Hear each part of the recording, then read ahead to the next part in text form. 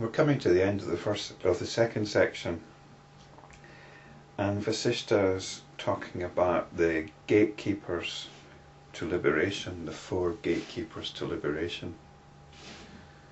And I realised that this might not fit in with some people's way of thinking, some people's ideas about liberation. Well, I can't do anything about that. It did say at the beginning that Rama was described as being neither ignorant nor enlightened. He's somewhere in between.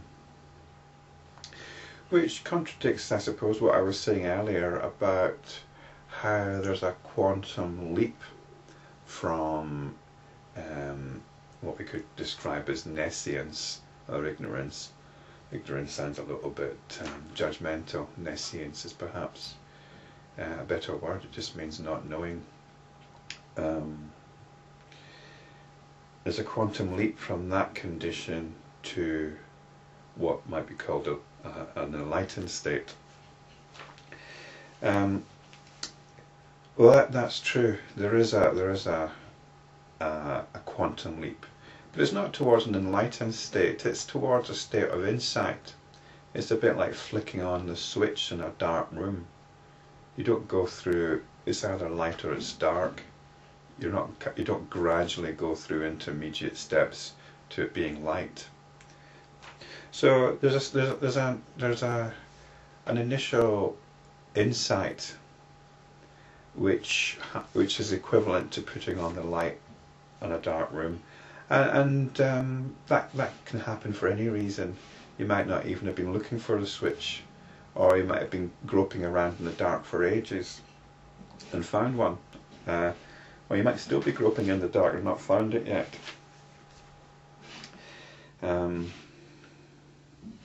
So in that sense it's a quantum leap, but once that switch has been found, some people might say, well, that's it, that end of story. And okay, if that's what some people say, I have no wish to go along with, to disagree with that. But it seems to me that that switch has to be, you have to keep going for that switch. The light doesn't stay on in most cases. And this is the condition which the Yoga Vasistha is addressing. And that is what is meant by the gatekeepers to liberation. The gatekeeper is the flicking on of the light switch. And there are 4 of them. We've covered the 2 already, which was self-control and enquiry, vichara. The 3rd one is contentment. Vasistha continued. Contentment is another gatekeeper to liberation. He who has quaffed the nectar of contentment does not relish craving for sense pleasures. No delight in this world is as sweet as contentment, which destroys all sins. What is contentment? To renounce all craving for what is not obtained and sought, and to be satisfied with what comes unsought. Without being elated or depressed even by them, this is contentment. As long as one is not satisfied in the self, he will be subjected to sorrow. With the rise of contentment, the purity of one's heart blooms. The contented man who possesses nothing owns the world.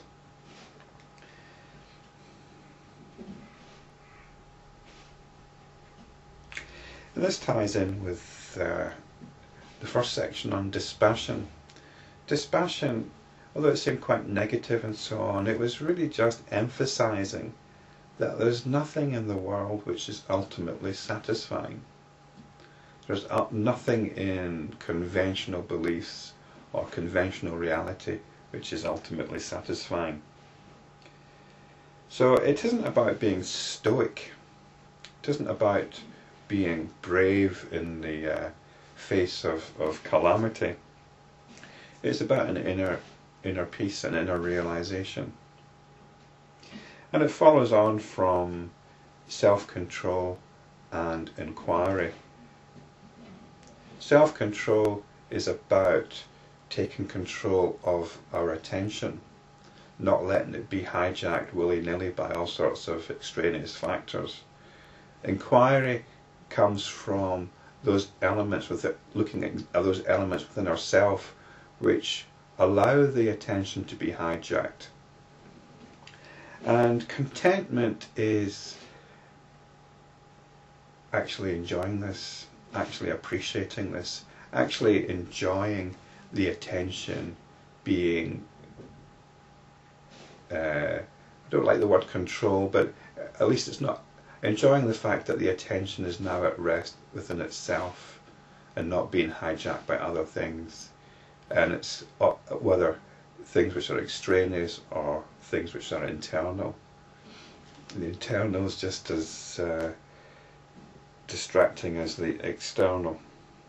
So contentment is actually being free of both external and internal attempts to hijack our attention.